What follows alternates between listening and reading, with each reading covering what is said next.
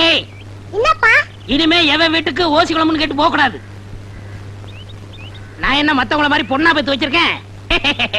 கண்ணுக்கு அழகா ஒரு சிங்க குட்டியை பெத்து வச்சிருக்கேன். நான் ராஜா, நீ இளவரசன்.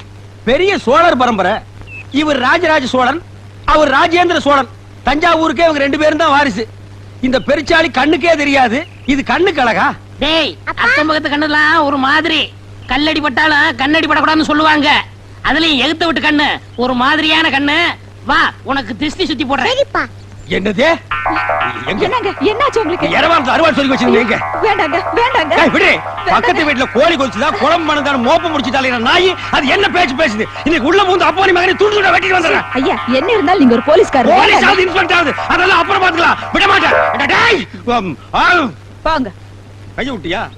கைய புடிச்சா தானே எனக்கு வீரமே வரும். மீன் குழம்பு ரெடியா? ரெடியா தான் சாப்பிடலாம்.